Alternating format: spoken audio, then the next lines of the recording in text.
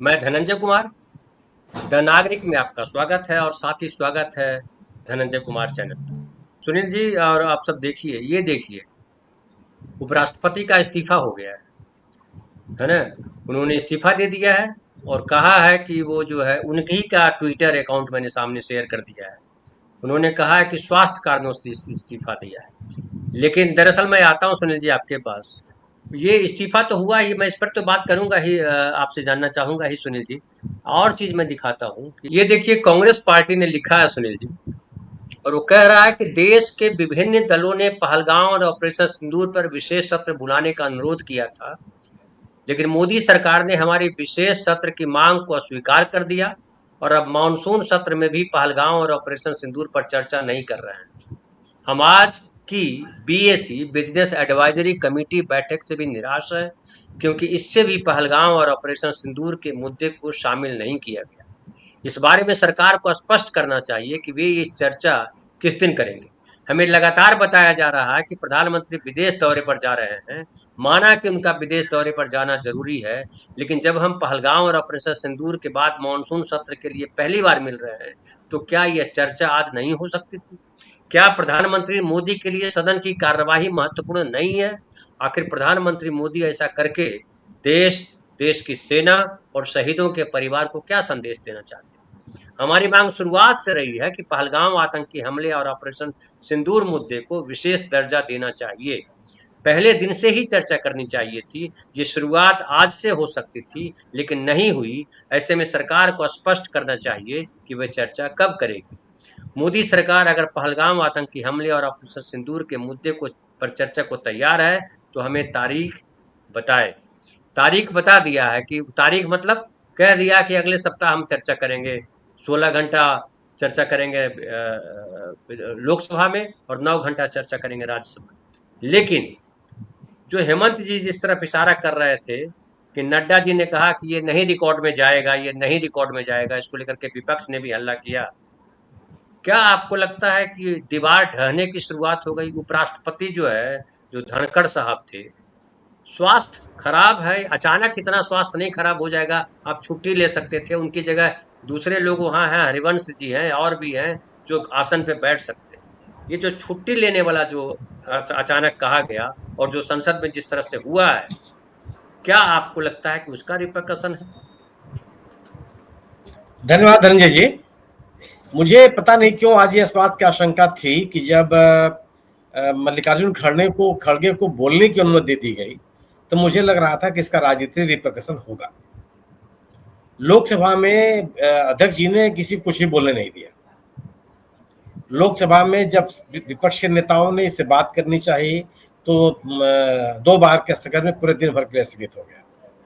लेकिन खड़गे साहब बोले और खड़गे साहब ने पहलगांव के मुद्दे का उल्लेख किया,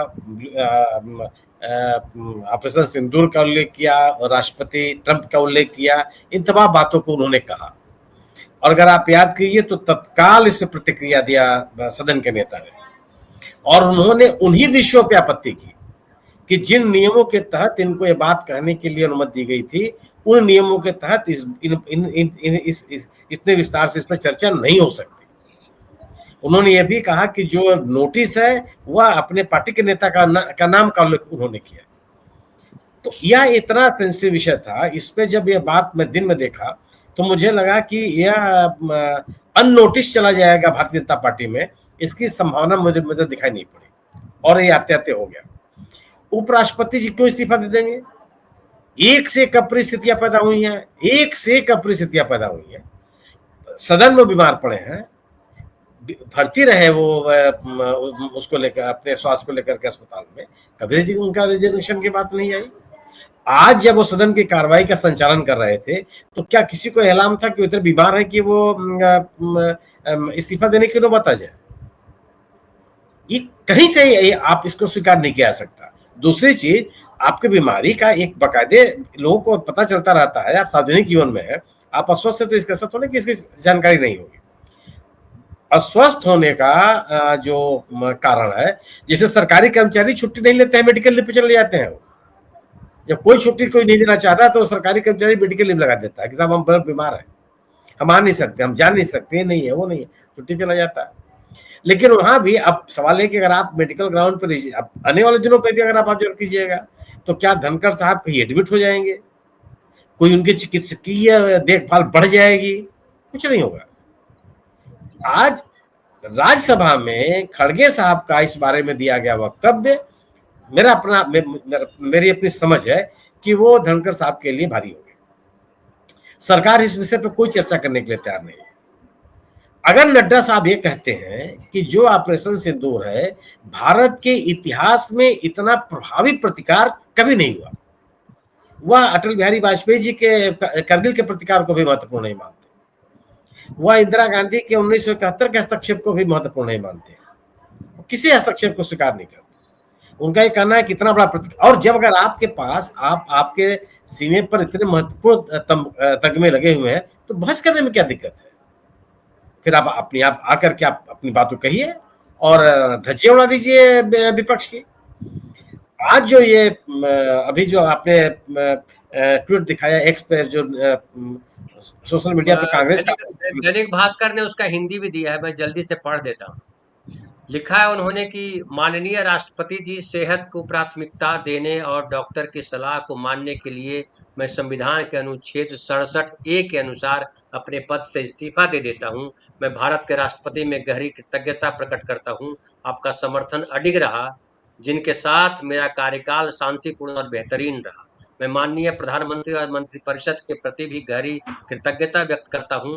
प्रधानमंत्री का सहयोग और समर्थन अमूल्य रहा और मैंने अपने कार्यकाल के दौरान उनसे बहुत कुछ सीखा। प्रधानमंत्री जी से, माननीय सांसदों से मुझे जो स्नेह, विश्वास और अपनापन मिला है वह मेरे स्मृति में हमेशा रहेगा।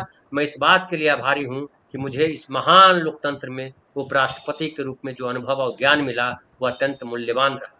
ये मेरे लिए सौभाग्य और संतोष की बात रही है कि मैंने भारत के अभूतपूर्व आर्थिक प्रगति और इस परिवर्तनकारी युग में उसके तेज विकास को देखा और उसमें भागीदारी की। हमारे राष्ट्र के इतिहास के इस महत्वपूर्ण दौर में सेवा करना मेरे लिए सच्चे सम्मान की बात रही। आज जब मैं इस सम्मानीय पद को छोड़ रहा हूँ, मेरे दिल में भारत की उपलब्धियों और शानदार भविष्य के लिए गर्व और अटूट विश्वास है। गहरी श्रद्धा और आभार के साथ, जगदीप धनखड़। यहाँ कहीं स्वास्थ्य को लेकर के जो बयान होता है वो थोड़े अलग होते हैं। इसमें लाइन में कहीं शब्द वो नहीं आया कि मैं अशक्त हूं, मैं नहीं कर पा रहा हूं, ऐसा कुछ नहीं कहा। आप याद कीजिए, राज्यसभा में सांसदों के हंगामे के कारण एक बार कुर्सी छोड़ के चले गए थे। ये धनखड़ साहब है। धनखड़ साहब एक महीने पहले एक कार्यक्रम के दौरान उनके सीने में दर्द उठा था, दर्द हुआ था, गिर पड़े थे वो जी, और अस्पताल में भर्ती हुए।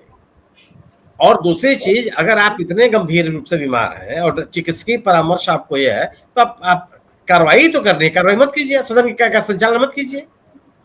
आप खड़गे साहब के बोलने पे ही जेपी नड्डा ने कहा कुछ भी रिकॉर्ड पे नहीं जाएगा, नहीं जाएगा, इसी पे उन्होंने कहा। नहीं, एक और घटना सुनील जी सुना रहे थे अभी, चूंकि वो हालांकि ये ऑफिशियल नहीं है लेकिन फिर भी मैं सुनाता हूँ कि वो समय वेंकैया नायडू हुआ करते थे।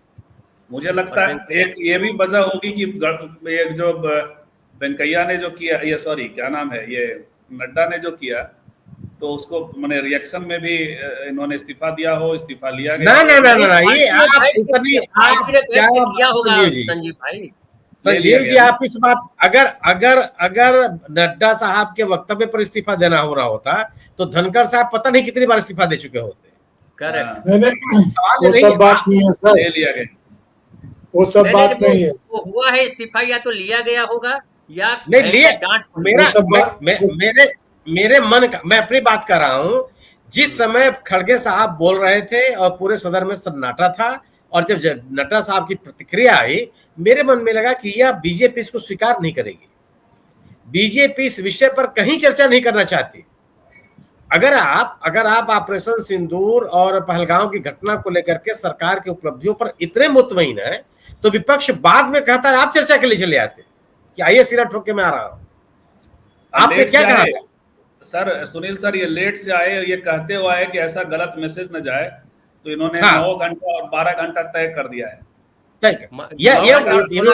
लोकसभा में अगले सप्ताह, और वो भी ना, ये भी नहीं, ना उस पर भी पलीता लगा दिया गोगोई ने कि आज परामर्श कार्य मंत्रणा समिति की बैठक में एजेंडा ही नहीं था ये। उन्होंने कहा कि हम बैठक से निराश हैं, ये उनका बयान है। और बीजेपी जो ट्वीट कर रही हो, देखिए आप, बीजेपी ट्वीट कर रही है, अमित मालवीय का ट्वीट देखिए, उनका ये कहना है कि सरकार बहस के लिए तैयार है, विपक्ष हंगामा करके सदन से बाहर जाना चाहता है कि चर्चा न होने पाए। और वो फोटो लगाता है राहुल गांधी की और प्रियंका गांधी का, मतलब वो एनिमेटेड फोटो, ये उनका वक्तव्य है। आज जो कांग्रेस ने ट्वीट किया, उसने पूरी बात कह दी कि आप कार्य मंत्रणा समिति में इसकी बात नहीं करते, डेट नहीं बताते, समय नहीं बताते, और इससे महत्वपूर्ण क्या बात होगी?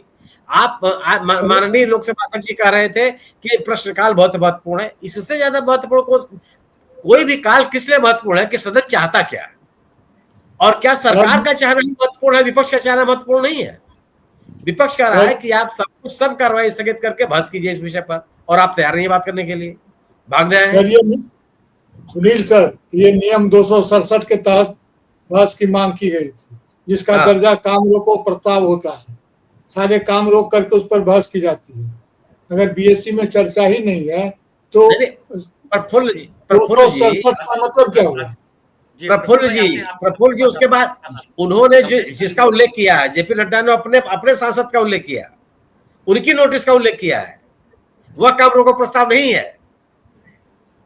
सब आप जो उन्होंने पूरी चर्चा की, राष्ट्रपति उपराष्ट्रपति जी ने, सभापति जी ने पूरा नाम लेके पढ़ा कि इन्होंने नोटिस दिया हुआ, वह नोटिस अलग है। जो बीजेपी का नाम, बीजेपी नाम बोल रहा हूं, इसका उन्होंने उल्लेख किया जेपी नड्डा साहब ने, वह उनकी नोटिस अलग नियमों के तहत है। सवाल यह है ना कि यह राजनीतिक फॉल आउट है जो धनखड़ साहब का इस्तीफा है।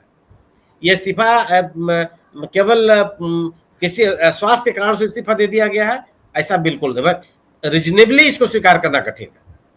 आज सदन में बैठे हुए माननीय सभापति जी कहीं से भी स्वस्थ नजर नहीं आ रहे थे। पिछले कई महीनों का, मतलब पिछले सत्र से लेकर के इस सत्र तक के बीच में भी ऐसी कोई घटना सार्वजनिक नहीं है जिसमें पता चले कि धनखड़ साहब अस्वस्थ रहे हो। सुनील भाई साहब, एक और होता है कि समझिए अगर अस्वस्थ है तो डॉक्टर भर्ती होंगे, अस्पताल जाएंगे, वहां इंटेंसिव चेकअप होगा उनका, उसके बाद डॉक्टर बोलेगा, तब इस्तीफा हो तो बात समझ में आती है। ऐसी कोई घटना नहीं भाई। कौन सा डॉक्टर इस्तीफा सलाह दे देगा कि आप इस्तीफा दे दीजिए? ये चिकित्सकीय परामर्श से होता है क्या इस्तीफा? कि नहीं आप इस्तीफा दीजिए, नहीं तो आप स्वस्थ नहीं रहेंगे। ये कौन से मेडिकल साइंस से विधा गई है? ये कौन सा इस्तीफा दवाई है क्या? आपकी झुकी हुई रीढ़ बहुत है, और इसको यदि थोड़ा सा भी टाइट करेंगे तो दिक्कत हो जाएगी, इसलिए इस्तीफा। ठीक है, तो इस्तीफा तो नहीं देगा कोई डॉक्टर कहेगा। जी कंप्लीट कर दीजिए, आगे हमारे 3 साथी बोलने वाले हैं जी।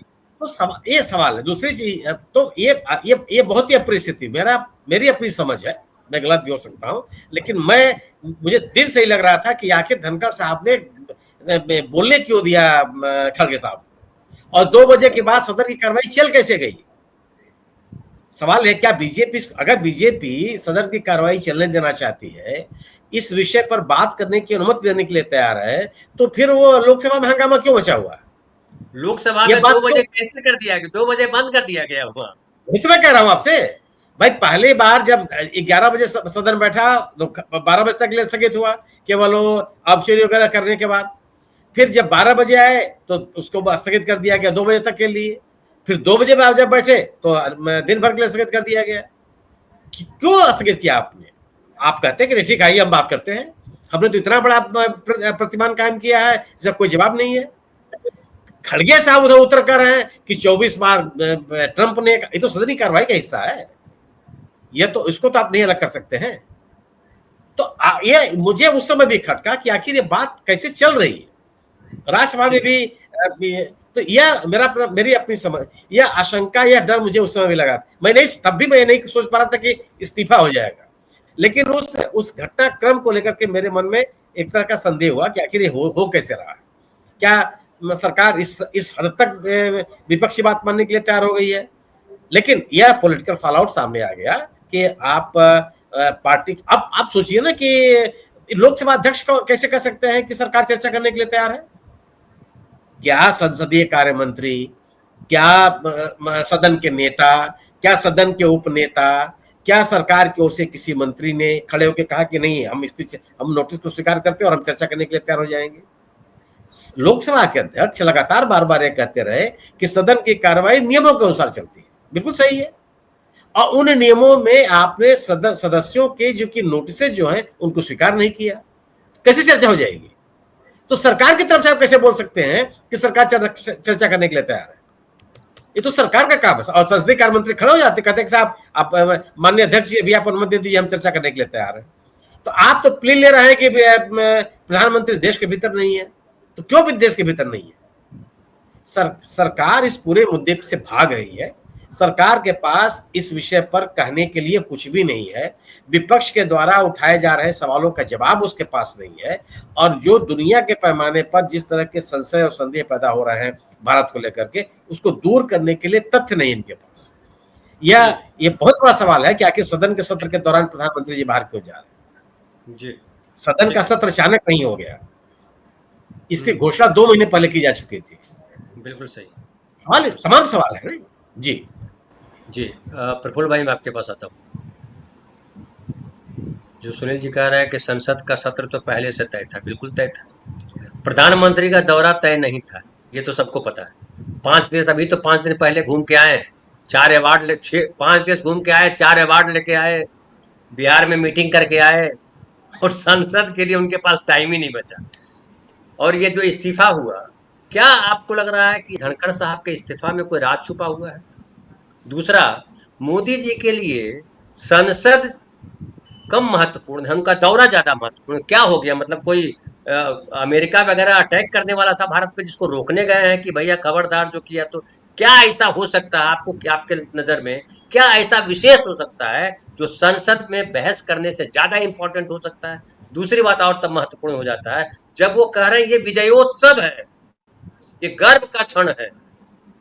तो गर्व का पल जो इंटरनेशनल स्पेस में, जो स्टेशन में जो वो गया, तिरंगा लहरा दिया, वो गर्व का क्षण है। और ये जो है विजयोत्सव है, इतना महत्वपूर्ण पल को छोड़ करके विदेश घूमने जा रहे हैं। क्या आपको समझ में आ रहा है?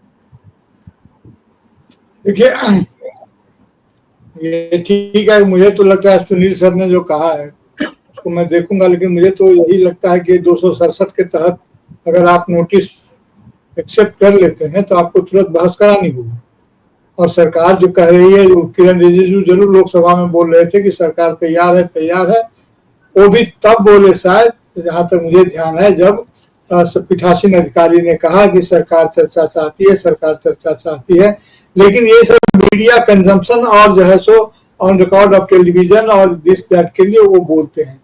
उसका कोई सरकारी नोटिफिकेशन से उसका कोई संबंध नहीं होता है।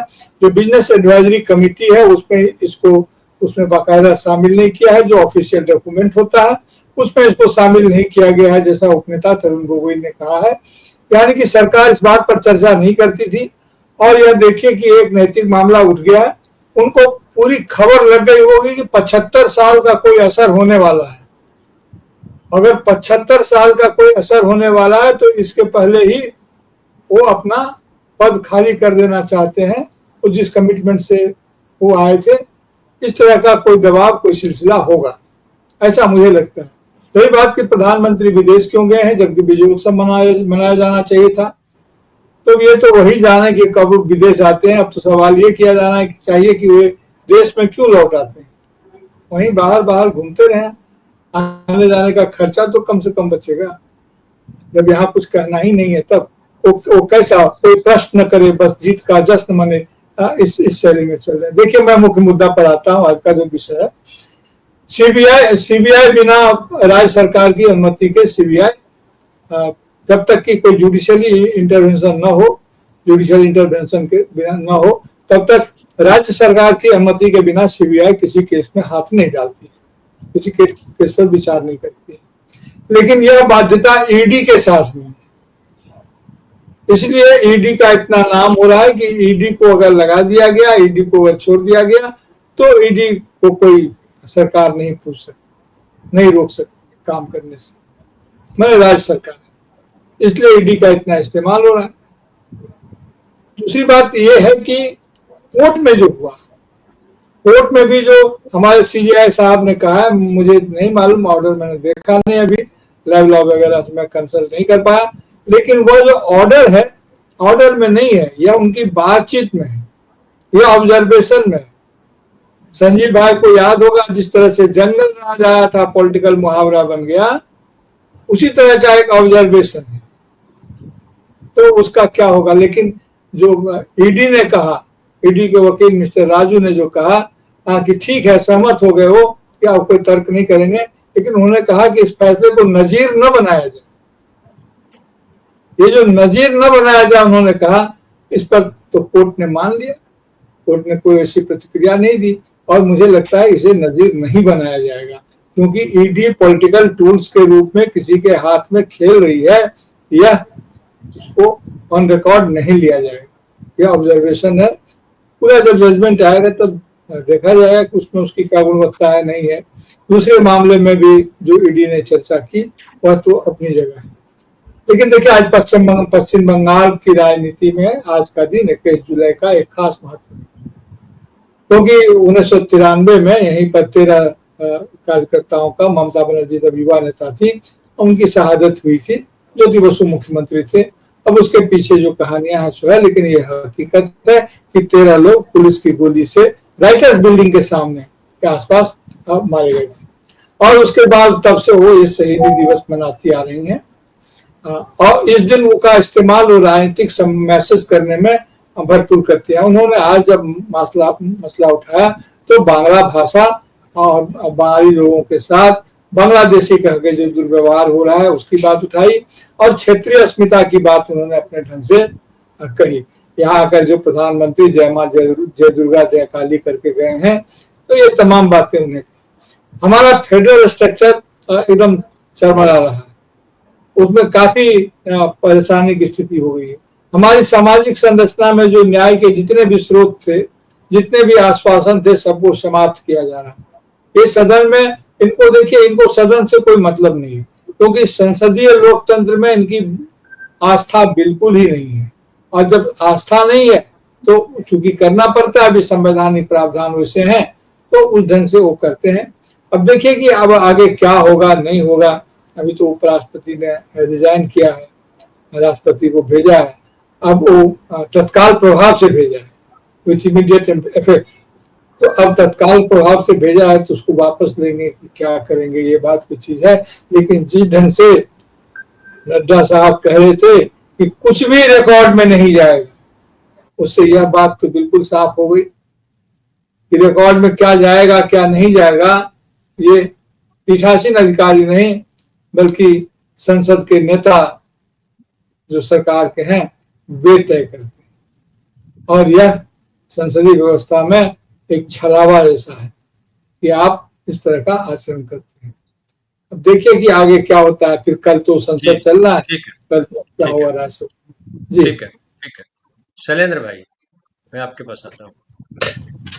धनखड़ साहब का तो जो होना था हो गया। बता रहे हैं जो प्रफुल्ल भाई, वो भी हो सकता है कि इस्तीफा नामंजूर कर लिया जाए, मनाने जाएं। ये भी कहा उन्होंने कि जो है संसदीय परंपराओं में उनका विश्वास नहीं है, संसदीय लोकतंत्र को चाहिए भी नहीं। ये राष्ट्रपति के पास गया है सर, राष्ट्रपति इसको होम मिनिस्ट्री के पास भेजेंगे, सरकार के पास भेजेंगे सिफारिश के लिए। जी हाँ, वो तो प्रक्रिया है, ठीक है। क्या आपको लग रहा है कि जो जिस तरह से नड्डा वहां बोल रहे थे कि कुछ भी नहीं जाएगा, प्रधानमंत्री बाहर बोल रहे हैं विजयोत्सव है, सुरक्षा सलाहकार बोल रहा है कांच भी नहीं फूटा है, सीडीएस कह रहे हैं कि जो है हमारे पास हथियार नहीं है, पुराने हथियार से हम लड़ नहीं सकते। क्या कुछ ये जो अलग अलग धाराएं हैं, प्लस वो जो है सांसद को धमका रहा है कुछ गुंडा आकर के डीएम के ऑफिस के सामने कि जो है ये कैसे कर सकता है, जबकि सांसद की एक गरिमा है, सांसद का एक तो उसकी ताकत है, उसका पावर है। एडीएम जैसे अगर इस तरह से पूरी व्यवस्था हो जाएगी तो फिर बचेगा क्या। और विपक्ष कह रहा है या राहुल गांधी कह रहे हैं कि हमारी बात नहीं सुनी जा रही है। कब तक आप जो है हमारी बात नहीं सुनी जाएगी बोलते रहोगे? क्या रास्ता आपको दिखाई पड़ता है शैलेंद्र भाई? देखिए, लोकतांत्रिक परंपराओं, लोकतांत्रिक संस्थाओं के ध्वंसावशेष पे एक नए भारत का उदय हो रहा है, जिस नए भारत का जिक्र जैसे रोज मोदी करते हैं। ये नया भारत जो है ये कारपोरेट और कॉन्ग्लोमरेट्स का भारत है। इसमें हिंदुस्तान की जनता के लिए कहने सुनने की कोई बात नहीं बची है और उनके से को खत्म कर दिया गया है। ये नया भारत जो है लोक कल्याणकारी राष्ट्र की जिस सपने की वकालत हम लोग किया करते थे हिंदुस्तान के संविधान के जरिए से, उस लोक कल्याणकारी राज्य के 100 पे इस देश के कारपोरेटिज्म के लिए तमाम तरह के संसाधनों को जुटाने वाला भारत है। और इस भारत के निर्माण के लिए जितनी किस्म की लोकतांत्रिक संस्थाएं हैं, प्रतिरोध के जितने किस्म के स्वर हैं, वो सब के सब स्वर जो हैं वो बाधा हैं। इसीलिए इन बाधाओं को दूर करके एक ऐसा भारत जो कारपोरेट का भारत हो, जो हिंदू भारत हो, और हिंदू भारत से उनका आशय हिंदुस्तान की बहुसंख्यक हिंदू जनता नहीं है। हिंदू जैसे उस शब्द का सिनोनिमस है जिन शब्दों से यह ध्वनित होता है कि शूद्र विरोधी, स्त्री विरोधी, दलित, आदिवासियों और मुसलमानों के खिलाफ घृणा से संचालित और सोशल हायरार्की पे आधारित एक ऐसा हिंदुत्व जो वर्णाश्रम की वकालत करता है और जिसका स्रोत मनुवाद के अंतर्निहित है। उस हिंदुस्तान के निर्माण की प्रक्रिया में हिंदुस्तान का संविधान सबसे बड़ा बाधा है और इसीलिए एक एक करके हिंदुस्तान के संवैधानिक संस्थाओं को ध्वस्त किया जा रहा है। राजनीति के अंदर परंपराएं भी होती हैं और जनता के प्रतिनिधियों के अपने हक भी होते हैं और उनका सम्मान करना असल में लोकतंत्र के सम्मान के साथ साथ जो जीती हुई पार्टी है जिसका रूल चल रहा है, अगर उसके सांसद का ऐसा अपमान होने लगेगा तो क्या होगा। इसीलिए माना यह जाता है कि जनता के जो चुने हुए प्रतिनिधि हैं, उन चुने हुए प्रतिनिधियों को जनता की प्रतिनिधि की हैसियत से ब्यूरोक्रेसी को सम्मान देना चाहिए। लेकिन जब सारे मूल्य ध्वस्त हो रहे हों तो इन मूल्यों की चर्चा करना बेकार है। मोदी जी हिंदुस्तान के संसद को अपने जूते की नोक पे रखते हैं। आप अपना संसद चलाइए, हम चले विदेश की तरफ। और एक जुमला छोड़ के जा रहे हैं, ये हिंदुस्तान के इतिहास के गर्व का अवसर है। 24 बार ट्रंप बोल चुका है कि हमने ये सीज फायर कराया, इसके जवाब में इनकी बोलती नहीं निकलती है। 5 विमान गिराए गए, कोई ऑफिशियल स्टेटमेंट नहीं है। हिंदुस्तान का सीडीएस एक भाषा बोलता है और वो कहता है कि हम ऑब्सोलीट हथियारों से, पुराने हथियारों से इस लड़ाई को लड़ रहे हैं। तो पुराने हथियार हैं तो हैं, राफेल जैसे ठीक ठाक है कि नहीं है इससे फर्क नहीं पड़ता है। राफेल को इसलिए नहीं इस देश में आना चाहिए कि वो हिंदुस्तान के सिक्योरिटी सिस्टम को मजबूत करेगा। राफेल को इस देश में इसलिए आना चाहिए कि अनिल अंबानी को बड़े पैमाने पे राफेल की मरम्मत से लेकर तमाम किस्म के चीजों का ठेका दिया जाएगा। इसीलिए राष्ट्रीय हित जैसे वो कहने सुनने की बात है, असल जैसे कारपोरेट हित को राष्ट्रीय हित का पर्यायवाची बना दिया गया है। और इसीलिए स्टैटिक जगलरी के जरिए से चंद लोगों के विकास और चंद लोगों के डेवलपमेंट को राष्ट्रीय डेवलपमेंट के रूप में पेश करने की कोशिश की जा रही है। तो ये सारा खेल चल रहा है। और धनखड़ साहब की जहां तक बात है तो अंतःपुर के झगड़े में किसकी बलि चढ़ जाएगी, कौन जैसे आगे आएगा, कौन पीछे रह जाएगा, ये एक मसला है। आप देखिए ज्यादा लॉयल साबित होगा टैक्टिकली वो लोकसभा के अध्यक्ष, उन्होंने नहीं चलने दिया संसद। अब धनखड़ साहब से कोई गलती हो गई, कोई मिस्टेक हो गई तो उस मिस्टेक की पेमेंट तो उनको करना ही पड़ेगा। इसीलिए निकलना खुल्द से आदम का सुनते आए थे, लेकिन बड़ी बेआबरू होके तेरे कूचे से हम निकले। तो आप जब चमचागिरी करते हैं और अपने रीढ़ की हड्डी को झुका के तोड़ लेते हैं, तब भी जैसे रिटर्न में कुछ मिल जाए, ये ऑथोरिटेरियन सत्ता में संभव नहीं है। ये राजा की मर्जी पे और राजा की कोठरी के मर्जी पे निर्भर करता है कि आपकी लॉयल्टी की टेस्टिंग हम कैसे करेंगे। लॉयल्टी की बहुत मेहनत से परीक्षा देने की कोशिश धनखड़ साहब ने की, पता नहीं उनसे कहां चूक हो गई जिसकी वजह से जैसे इस तरीके से बेइज्जत होकर उनको बाहर जाना पड़ा। तो कुल मिला के ये हिंदुस्तान के इतिहास का बहुत ही कठिन समय है और इस कठिन समय में सारी लोकतांत्रिक परंपराओं का हनन करते हुए मोदी जैसे एक प्रधानमंत्री सर्वसत्तावादी तरीके से निकल रहे हैं। वो संसद के प्रति लायबल नहीं है, वो विपक्ष के प्रति लायबल नहीं है, वो हिंदुस्तान के जनता के प्रति लायबल नहीं है। उनकी लायबिलिटी किनके प्रति है? तो वो अडानी है, वो अंबानी है। हिंदुस्तान के कारपोरेट के प्रति लॉयल प्रधानमंत्री हिंदुस्तान के संसद को जवाब देने के लिए बाध्य नहीं है। उसने अपनी प्राथमिकताओं को तय कर लिया है और ऋण सीधा करने की जो ताकत है वो ताकत नैतिक सत्ता के जोर से आती है। लेकिन जब आप अपॉर्चुनिज्म के दलदल में फंस जाते हैं तो नीतीश की तरह आपका वह नैतिक आभा जाता रहता है और आप नाबदान के बजबजाते हुए कीड़े के रूप में तब्दील हो जाते हैं। और इस कीड़े के पास ऐसी हैसियत नहीं होती है कि वो पलट के चोट कर सके, क्योंकि जिस क्षण आपके नैतिक सत्ता का क्षरण होता है ठीक उसी क्षण आप मनुष्यतर हो जाते हैं, मनुष्य होने की हैसियत खो देते हैं और इसीलिए आपका स्वाभिमान भी भूलुंठित हो जाता है। यानी अपॉर्चुनिज्म आपसे सब कुछ ले लेता है।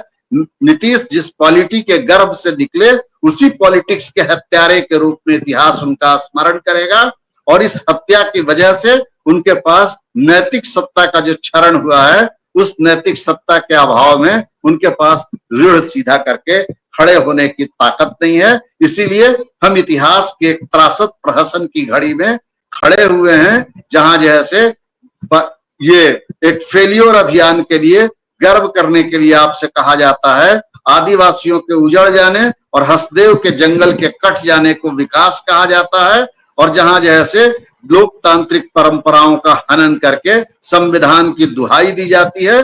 इसीलिए ये दौर एक खतरनाक दौर है और इस खतरनाक दौर में असल में मोदी जो है वो असल में कुछ है नहीं, वो हिंदुस्तान के कारपोरेटिज्म के प्रोड्यूस हैं और वो हिंदुस्तान की कारपोरेट सत्ता की मजबूती के लिए सब कुछ करना चाहते हैं। इसीलिए इन सवालों का अर्थ अब बेमानी हो गया है। सुप्रीम कोर्ट की टिप्पणी की बात आपने की तो उस टिप्पणी से थोड़ी बहुत आशा मिलेगी, लेकिन ऐसी टिप्पणियां पहले भी आ चुकी हैं। असल सवाल यह है कि फाइनल वर्डिक्ट के रूप में क्या देखने को सामने आता है। कभी कभी ऐसी टिप्पणियां सेफ्टी वॉल्व का काम करती हैं। प्रेशर जब बहुत इकट्ठा हो जाता है तो हमारे और आपके जैसे लोग उस सीटी के उठ जाने की वजह से, उस प्रेशर के वजह से प्रेशर कुकर के फटने का खतरा टल जाता है। मैं कोई आरोप नहीं लगा रहा हूं, अभी भी मुझको गवई साहब के इंटीग्रिटी पे भरोसा है। लेकिन जब इतिहास के आप एक बहुत ही कठिन घड़ी में खड़े हुए हो तो आप भद्रता के आवरण के पीछे छुप के जो आपको बोलना चाहिए वो साफ साफ नहीं बोल के आप मर्यादाओं का जैसे हवाला देते हैं। किनके सामने मर्यादाओं का हवाला देते हैं? जो रोज मर्यादाओं को तार तार कर रहे हैं। इसीलिए इस मामले में अभी हम कुछ नहीं कहेंगे। 28 तारीख को जो होना है वो दिखाई पड़ेगा कि हिंदुस्तान का भविष्य किस तरफ जाने वाला है। अंत में एक ही बात है कि तमाम और आपके यहाँ तो जैसे वो अर्बन नक्सल वाला कानून भी आ गया है जिसमें पूरी लायबिलिटी जैसे आपको कहा गया है कि जैसे हम लोग ये पढ़ते थे कि इनोसेंट अंटिल प्रूव गिल्टी, अब वो कह रहे हैं कि जब तक आप निर्दोष साबित नहीं हो जाते हैं आप सब के सब अपराधी हैं। और संभावित अपराधों के लिए भी उस कानून के अंदर प्रावधान किया गया है। इसीलिए यहाँ जो बैठ के बात करने वाले लोग हैं ये सब के सब संभावित अपराधी हैं। प्रफुल्ल जी संभावित अपराधी हैं, हेमंत जी संभावित अपराधी हैं, संजीव जी संभावित अपराधी हैं, धनंजय जी संभावित अपराधी हैं और मैं भी एक संभावित अपराधी हूं। इसीलिए अपराध की संभावना हर क्षण खड़ी है। तो इस तरीके से जब डेमोक्रेसी को तार तार किया जा रहा हो तो कहीं और से, और मुझको आज दुख है थोड़ा सा, कल तक मैं जैसे बहुत उत्साहित था कि राहुल गांधी बहुत समझदारी के साथ सारा काम कर रहे हैं, ये कर रहे हैं, वो कर रहे हैं। विश्वजीत कदम ने अर्बन नक्सल को एक्नॉलेज कर दिया विधानसभा के अंदर, वो कांग्रेस के एमएलए ने, और इनको पता ही नहीं चला विधानसभा में ये पास हो गया। जब सोशल ग्रुप्स ने और तमाम मानवाधिकार कार्यकर्ताओं ने इन पर दबाव डाला तो ये चिल्लाते हुए पहुंच गए और विधानसभा के परिषद के अंदर इन्होंने वॉकआउट किया। और अब बाद में कह रहे हैं कि जिले जिले में हम इस ड्रैकोनियन लॉ की जैसे प्रति जलाएंगे। तो भाई जिनसे उम्मीद थी वो भी इतने नासमझ हैं। अब बताइए किस पे उम्मीद किया जाए। इसीलिए उम्मीद एकमात्र हिंदुस्तान की सड़कों से है। देखिए हिंदुस्तान की सड़कों पे क्या होता है। जी संजीव भाई, हिंदुस्तान की सड़कों पर आपको क्या दिखाई पड़ रहा है? कांवड़ यात्री दिखाई पड़ रहे हैं, गुंडे दिखाई पड़ रहे हैं, देश का भविष्य दिखाई पड़ रहा है, क्या दिख रहा है सड़क पे? देखिए धनंजय जी, ये कांवड़ यात्री तो अभी फिलहाल दिख ही रहे हैं, और शैलेंद्र जी ने जो कहा, लगातार वहाँ अर्बन नक्सल वाले मसले को लेकर के मतलब पत्रकारों का समूह, जो बड़े घराने अखबारों के, वहाँ भी एडिटोरियल लिखा जा रहा था इस कानून के खिलाफ, और अपील किया जा रहा था कि फडणवीस साहब जो है आप इसको देखिए, आप क्या लेकर के आ रहे हैं। और वहाँ जो है प्रकाश अम्बेडकर इसके खिलाफ लगातार मुखर थे। लेकिन दुखद ये है कि ये यूनानी मसली पास हो गया, तो ये तो है, इसलिए सड़क ही विकल्प है, इसमें कोई दो मत नहीं। और इसका ये पूरी लड़ाई लड़ेगा। और देखिए महाराष्ट्र में ये देवेंद्र फडणवीस का जो पूरा पैटर्न रहा है, आप गौर करिएगा। मुझे देवेंद्र फडणवीस लीडर के तौर पे कई बहुत दिनों तक जब सत्ता में लोग रह जाता है तो उसके बारे में अच्छी अच्छी बातें भी होने लगती हैं, लेकिन मुझे कभी नहीं सुहाते। और वजह साफ है कि जिसके साथ आपने खेला खाया, उठे बैठे, उसी नागपुर के ऐसे लोगों को आपने जेल में डाल दिया भीमा कोरेगांव के नाम पे। इसी अर्बन नक्सल का वो एक पूर्व रूप है। वो आप गडलिंग को जेल में डाल रहे हैं जो वकील थे। अभी शायद शैलेंद्र जी या कोई बात कर रहे थे कि ईडी वकीलों के यहाँ भी जाकर के छापा मार रही है यदि आप वकील कोई केस टैकल कर रहा है तो भाई वकील करेगा क्या? वकील तो आप क्या चाहते हैं कि गढ़चिरौली के लोगों को कोई वकील नहीं मिले? मान लिया नक्सली माओवादी के, आप सुप्रीम कोर्ट बड़ी बड़ी बात वकील तो उसके पास भी था ना, क्या था वो पाकिस्तान वाला जो आतंकवादी। अरे लेकिन वो वकील भी तो झूठ बोला। जो अभी राज्यसभा का सदस्य बनाया गया है, संजय भाई ये चाहते हैं कि ये अगर तय कर ले कि ये गड़बड़ है, उस पर कोई बहस मत करिए। अगर उन्होंने कहा कि इकरा हसन गड़बड़ है तो गड़बड़ मान करके उसको सजा दे दीजिए, बहस मत करिए। ये चाहते हैं, ऐसा देश चाहते हैं।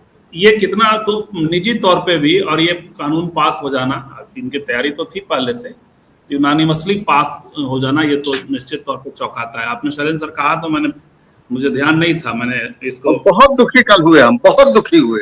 हमको लगता था कि कुछ होगा, बहुत दुखी हुए। कांग्रेस ने बहुत निराश किया।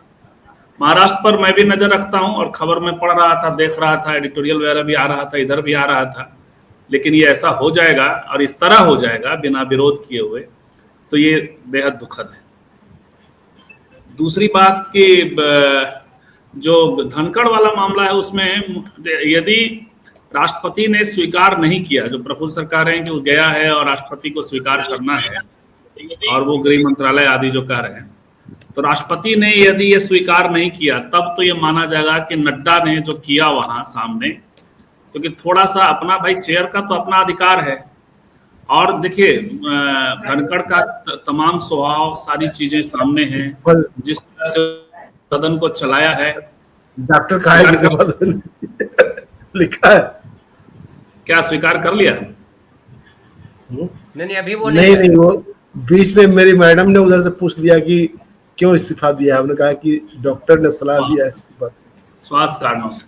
तो देखिए धनखड़ साहब का, लेकिन फिर भी खड़गे जी से थोड़ा मीठा खट्टा माने अच्छा रिश्ता था, उसको कहते दोस्ताना रिश्ता। आप देखते होंगे कई बार वो लड़ भी गए हैं, कई बार लगा कि उन्होंने अपमानित कर दिया है, और ये सारी चीजें तो अपने पर्सनल रैपो से भी चीजें होती हैं। तो आज जो उन्होंने बोलने का अवसर दिया और जिस तरह से खड़े होकर के नड्डा ने तुरंत इमीडिएट ऑब्जेक्ट किया और कहा कि कुछ रिकॉर्ड पे नहीं जाएगा, तो ये तो भाई जो चेयर का जो ये है वहां इंटरफेयर करना हुआ। तो ये भी हो सकता है कोई जाट वगैरह लिख रहा था, तो मरे हुए आत्मस्वाभिमान कभी कभी जग जाता है। एक चीज मैं संजीव जी, मैं एक रोक करके आपको कहना चाह रहा हूं कि शायद मैं चाहता हूं कि इस बात को कि एक पूरी कड़ी बन जाए। आप वहां नड्डा साहब का संसद के भीतर उस तरह से कहना, उन गुंडों की जमात का सहारनपुर के डीएम कार्यालय में खड़ा होकर के कहना कि अगर एडीएम साहब पर कार्रवाई होगी तो ये हिंदुओं के खिलाफ कार्रवाई होगी और ये बर्दाश्त नहीं किया जाएगा। आप कांवड़ियों का जो उत्पात जिस तरह का हो रहा है और उसके पक्ष में एक मुख्यमंत्री बेशर्मी की हद पार करके जाके खड़ा हो जा रहा है, ये क्या आपको अलग अलग लग रहा है कि सब एक दूसरे को कम्प्लीमेंट करता हुआ लग रहा है? खैर, तो अभी तो ये पूरा बाकी चीजें तो है, ये माहौल तो हो ही गया है। माहौल तो मोदी जी आए, उसके बाद जो सिस्टम हो तो है। तो इसमें दो चीजें धनंजय जी मुझे ये लग रहा है, ये है। दूसरा, यदि स्वीकार कर लिया जाता है तब इसका अर्थ हुआ कि दंडित किया गया, तब ये होगा एक और न्यूज़ इमीडिएट फ्लैश स्वीकार हो कर रहा लिए है। जाने। एक और हाँ? बात आ रही है, एक और बात आ रही है, आपके सामने रख देता हूँ, फिर आप दूसरी बात तो चल रही है अभी व्हाट्सएप ग्रुप में। एक मिनट संजीव भाई, एक और बात आ रही है, वो सुन लीजिए। कहा जा रहा है कि 4 बजे विपक्ष के नेताओं की, सब लोगों की बैठक बुलाई थी धनखड़ साहब ने। विपक्ष के लोग तो आए लेकिन बीजेपी का कोई नेता नहीं आया।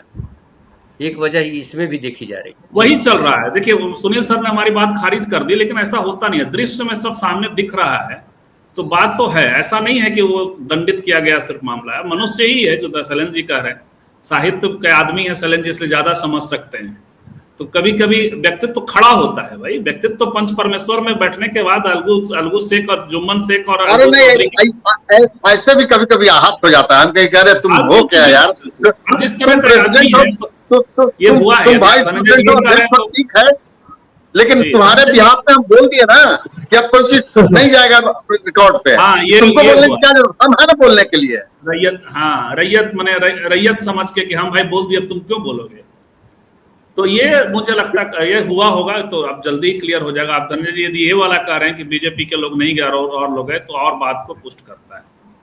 लेकिन जो हेमंत जी कह रहे हैं वो निश्चित तौर पे वातावरण ही ऐसा बन गया है कि किसी भी इंस्टीट्यूशन का, धनखड़ जी जब बैठे थे तो वो खुद भी इंस्टीट्यूशन को तार तार कर रहे थे, और जो पूरा ये इकोसिस्टम मोदी के आने के बाद बना है वो यही कर रहा है। वो जो बताइए, इकरा हुसैन को जिस तरह से वो क्या है उसका, वो करनी सेना को कुछ नहीं है, गुंडा है, मतलब टपोरी है क्या ये सब।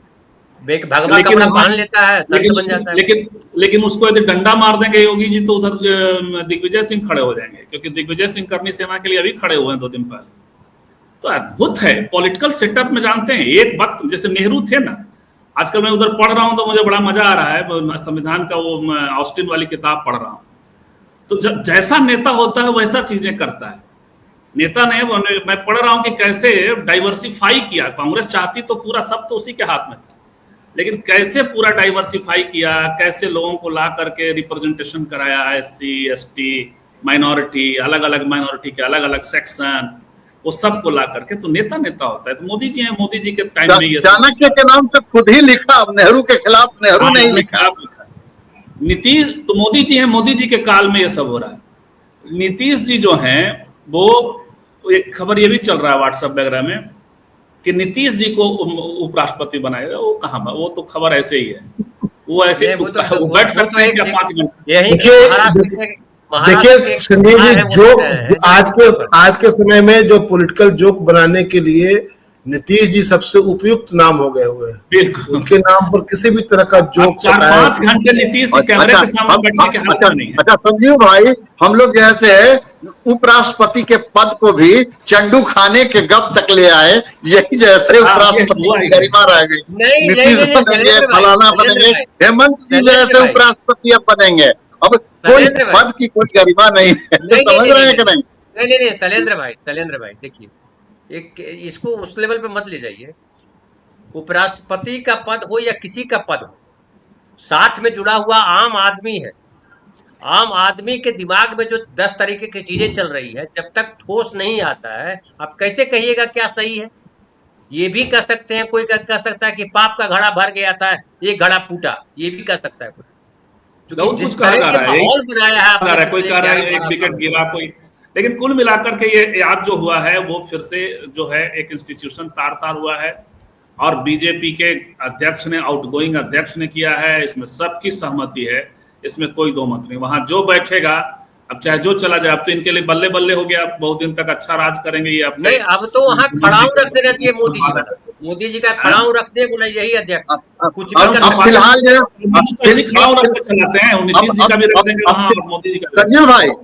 संजीव भाई अब फिलहाल जैसे उसकी अध्यक्षता अखबार नहीं आंदोलन है वाले प्रभात खबर के श्री 108 जैसे हरिवंश करेंगे। हम तो धनखड़ से ज्यादा खराब आदमी हरिवंश को समझते हैं, ठीक है ना। और जैसे जेडीयू के अंदर जैसे उनके जो लफुए हैं उनसे ज्यादा खराब उसको हम समझते हैं। क्या है भाई, त्यागी, क्या नाम है उनका? कंप्लीट करिए संजीव भाई, कंप्लीट कीजिए। जाने दीजिए, आज सारा धनखड़ साहब परिघटना का एकदम, तो धनखड़ साहब परिघटना कल तक और खुल जाएगा। जो घटनाएं हैं, जो संकेत हैं, वो ये है कि धनखड़ साहब का रीढ़ थोड़ा सा खड़ा हुआ, और इसके कारण ही लगता है कि उनके डॉक्टर ने कह दिया कि लचीलापन के बाद अचानक से आप यदि कमानी की तरह खड़ा होने लगेंगे तो टूट जाएगा। इसलिए उन्होंने कहा कि स्वास्थ्य का हवाला देके वो बाहर निकल गए। होता है राजनीति में, वो स्वास्थ्य की समस्या है। लचीला जो था अचानक टाइट होने लगा तो स्वास्थ्य की समस्या मानी जाएगी। स्वास्थ्य की समस्या। तो बहुत बहुत धन्यवाद प्रफुल्ल भाई, बहुत धन्यवाद हेमंत भाई, शैलेंद्र भाई, संजीव भाई, और हमारे साथ थे सुनील जी, और आप तमाम साथी जो हमारे साथ आप जुड़े रहे, आप सब लोगों का बहुत बहुत आभार। कल फिर बात करेंगे सुबह 10:30 बजे। धन्यवाद, शुभ रात्रि।